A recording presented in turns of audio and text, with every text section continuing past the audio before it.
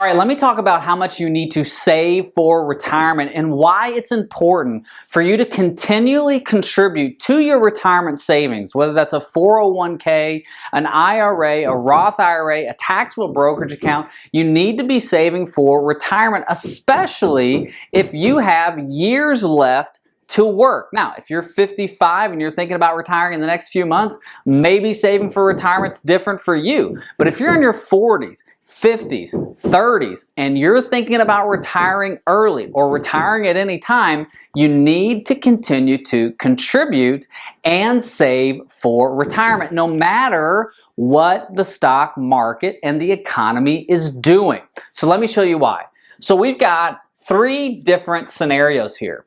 And the 15, the 10, and the 5% that you see at the top, that is our contribution. So we're going to contribute 15%, we're going to contribute 10%, and we're going to contribute 5%. And we're going to assume that this individual has $50,000 saved for retirement. And we're going to say this individual is 30 years old. So we're going to save from 30 to 60. So for 30 years, and I'm going to show you the difference in the values contributing 5, 10, and 15% and why it's so important to be consistent in your retirement savings and in your contributions. So we're going to go to 60. Now we're going to make some assumptions. The first assumption we're going to make is we're going to use the average annual income for a 30-year-old today, which is about $55,000. So we're going to use the contributions based off of that income value. So for 15%, 10%, and 5%, we're going to contribute $7,500 annually, okay, or monthly, however you want to break it down, for 30 years. Our income's not going to change, so it's going to be the same income for 30 years. But we're going to contribute $7,500 every year consistently. On the 10%, that's $5,000. And on the 5%, it's $2,500. And we're going to do this every year for 30 years.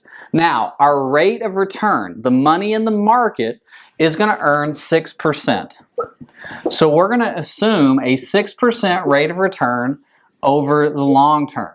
Now, the reason I'm doing 6% is because the stock market has averaged 8% since the 1950s. It's averaged about 10% if you go back farther than that to like the 1880s, 1890s. But I'm going to go 6%. I'm going to be super conservative on our growth. Obviously at 30, you're trying to grow your money as much as possible. You want to invest in good, passive S&P 500 index funds offered by Vanguard, Fidelity, Charles Schwab, whoever. If it's in your 401k, that's in there as well. So you want to be trying to grow this money as much as possible. As you get closer to 60, as you get closer to that quitting time, then you have to rebalance into a little bit being more conservative, which is why we're going to do 6% instead of saying we're going to get 8 and 9% for the next 30 years. So here's what we've got. 15%, 10%, and a 5% contribution over 30 years. Let's start at the 5%. Let's start at the low end. On the 5% contribution for 30 years, you would have $484,000 at the end of 30 years. So you're starting with $50,000 in retirement savings. You contribute $2,500 every year for 30 years. You have $484,000. Is that enough to retire at 60? Probably not, right? Probably not.